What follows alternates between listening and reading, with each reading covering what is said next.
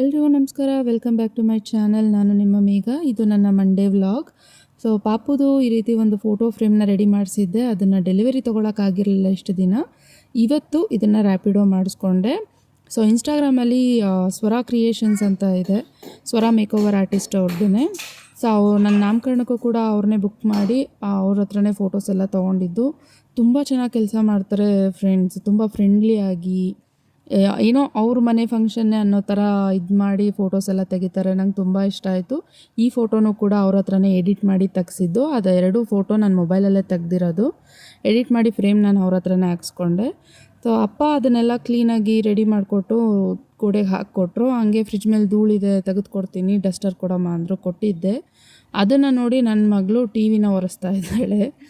ಆಮೇಲೆ ಅಮ್ಮ ಈ ರೀತಿ ಎಲ್ಲಾದರೂ ಹೊರಗಡೆ ಹೋಗಬೇಕು ಅಂದರೆ ದೇವ್ರಿಗೆ ದೀಪ ಹಚ್ಚಿ 2 ಕಡ್ಡಿನ ಹಚ್ಚಿ ನಮಸ್ಕಾರ ಮಾಡಿ ಹೋಗ್ತಾರೆ. ಅದು ಬೆಳಗ್ಗೆ ಎಷ್ಟೊತ್ತೇ ಆಗಿದ್ರೂ, ಲೇಟ್ ಆದರೂ ಸರಿ, ಬೇಗ ಇದ್ದರೂ ಸರಿ, ಅವ್ರು ಆಚೆ ಎಲ್ಲಾದರೂ ಹೊರಡೋಕ್ಕೆ ಮುಂಚೆ ಈ ರೀತಿ ಮಾಡ್ತಾರೆ. ಸೊ ಅವ್ರು ಹೊರಟ ಮೇಲೆ ನನ್ನ ಮಗಳು ತುಂಬಾ ಹಠ ಮಾಡಿದ್ಲು ಅವ್ವ ಜೊತೆ ಹೋಗಬೇಕು ಅಂತ. ಸೊ ಈ ರೀತಿ ಆಚೆ ಕುಂಡ್ರಿಸ್ಕೊಂಡು ಆಟ ಆಡಿಸ್ತಾ ಇದ್ದೆ. ಆಮೇಲೆ ಸ್ನಾನ ಮಾಡಿಸಿ, ಅವಳಿಗೆ ಇದೊಂದು ಅಭ್ಯಾಸ ಇದೆ. ಸ್ನಾನ ಆದಮೇಲೆ ದೇವ್ರ ನಮಸ್ಕಾರ ಮಾಡಿ ಅವ್ರ ಅಜ್ಜಿ ತಾತ ಇಬ್ಬರಲ್ಲಿ ಯಾರೇ ಇದ್ರೂ ಅವ್ರ ಕಾಲಿಗೆ ಹೋಗಿ ಸೀದಾ ನಮಸ್ಕಾರ ಮಾಡ್ತಾಳೆ. ಇದೊಂದು ಸಂಸ್ಕಾರ ಅವಳಿಗೆ ನಾನು ಬುದ್ಧಿ ಬರೋಕ್ಕೆ ಸ್ಟಾರ್ಟ್ ಆಗ್ತಿದ್ದಂಗೆ, ಅಂದರೆ ಒಂದು 9-10 ತಿಂಗಳಿಂದನೇ ನಾನು ಹೇಳ್ಕೊಡೋಕ್ಕೆ ಸ್ಟಾರ್ಟ್ ಮಾಡಿದೆ. ಆಮೇಲೆ ಮಧ್ಯಾಹ್ನದ ಅಡುಗೆಗೆ ನಾನು ಸಿಂಪಲ್ಲಾಗಿ ಮೊಸರು ಒಗ್ಗರಣೆ ಮಾಡ್ಕೋತಾ ಇದ್ದೀನಿ. ಯಾಕಂದರೆ ಸಂಜೆ ಒಬ್ಬರು ಮನೆಗೆ ಊಟಕ್ಕೆ ಹೋಗೋದಿದೆ, ನಮ್ಮ ಇಡೀ ಫ್ಯಾಮಿಲಿ ಹೋಗೋದಿತ್ತು. ಅದಕ್ಕೆ ಮಧ್ಯಾಹ್ನ ಸುಮ್ಮನೆ ಸಿಂಪಲ್ಲಾಗಿ ನಾನು ಮತ್ತು ಅಪ್ಪ ಇಬ್ಬರೇ ಇದ್ದಿದ್ದು. ಮೊಸರನ್ನ ಒಗ್ಗರಣೆ ಮಾಡಿಕೊಂಡೆ. ಈರುಳ್ಳಿ, ಕಡಲೆಬೇಳೆ, ಸಾಸಿವೆ, ಹಸಿರುಮೆಣ್ಸಿನ್ಕಾಯಿ, ಉಪ್ಪು ಹಾಕಿ ಚೆನ್ನಾಗಿ ಫ್ರೈ ಮಾಡಿ, ಅದು ತಣ್ಣಗಾದಮೇಲೆ ಅದಕ್ಕೆ ಮೊಸರನ್ನ ಹಾಕ್ಕೊಂಡು ಅನ್ನನ ಮಿಕ್ಸ್ ಮಾಡಿಕೊಂಡು ಊಟ ಮಾಡಿದ್ದಾಯಿತು. ಪಾಪದು ಊಟ ಆಯಿತು. ಅವಳನ್ನು ಈ ರೀತಿ ಮಲಗಿಸ್ತಿದ್ದೆ. ಇದು ತೊಟ್ಲು ಬಂದು ನಾನು ಅಮೆಝಾನಲ್ಲಿ ಅವಳು 6 ತಿಂಗಳು ಮಗು ಇರಬೇಕಾದ್ರೇ ತೊಗೊಂಡೆ.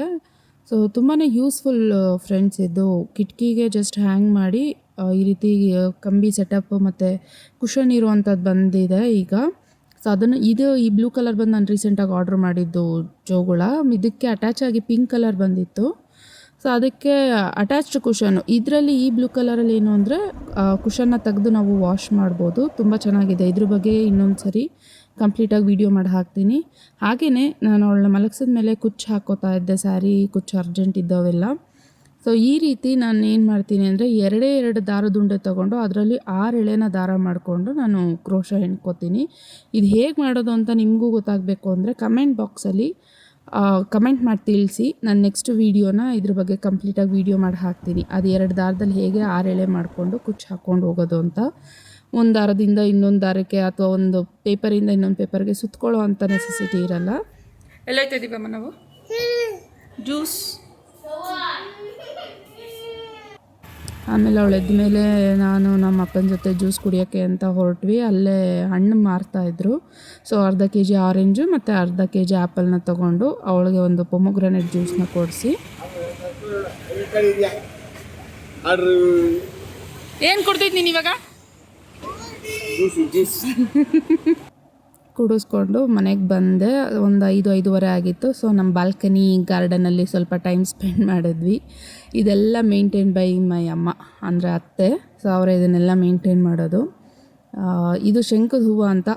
ಅದರಿಂದ ಮೈಗ್ರೇನ್ಗೆ ಒಳ್ಳೆಯದು ಅಂತ ಹೇಳ್ತಾರೆ. ಅದನ್ನು ನೀರಲ್ಲಿ ಹಾಕಿ ಕುದಿಸಿ ಆ ನೀರನ್ನ ಖಾಲಿ ಹೊಟ್ಟೆಲಿ ಕುಡಿಯೋದ್ರಿಂದ ಮೈಗ್ರೇನ್ಗೆ ಒಳ್ಳೆಯದು ಮತ್ತು ಬ್ರೈನ್ಗೆ ಒಳ್ಳೆಯದು ಅಂತ ಹೇಳ್ತಾರೆ.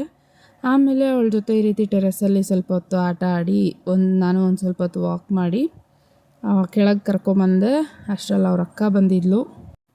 ಅವ್ರ ಅಕ್ಕ ಬಂದರೆ ಅಂತೂ ನನ್ನ ಮಗಳು ಫುಲ್ ಹೈಪರ್ ಆ್ಯಕ್ಟಿವ್ ಆಗೋಗಿರ್ತಾಳೆ. ಸೊ ಅವಳ ಕೈಯಲ್ಲಿ ಏನೇ ಇದ್ದರೂ ಅದು ನನ್ನ ಮಗಳಿಗೆ ಬೇಕು, ನನ್ನ ಮಗಳ ಕೈಯಲ್ಲಿ ಏನೇ ಇದ್ದರೂ ಅದು ಅವಳಿಗೆ ಬೇಕು. ಸೊ ಇದೇ ರೀತಿ ಇಬ್ಬರು ಚೆನ್ನಾಗಿ ಆಟ ಆಡಿಕೊಂಡು ಎಂಜಾಯ್ ಮಾಡ್ತಾಯಿದ್ರು. ನಾನು ಇವರಿಬ್ಬರನ್ನ ನೋಡಿ ತುಂಬ ಎಂಜಾಯ್ ಮಾಡಿದೆ. ಈ ವಿಡಿಯೋ ನಿಮಗೆ ಇಷ್ಟ ಆಗಿದ್ದರೆ ಲೈಕ್ ಮಾಡಿ, ಶೇರ್ ಮಾಡಿ, ಸಬ್ಸ್ಕ್ರೈಬ್ ಮಾಡೋದನ್ನು ಮರಿಬೇಡಿ. Thank you for watching. ಮತ್ತೊಂದು ವಿಡಿಯೋಲಿ ಸಿಗೋಣ.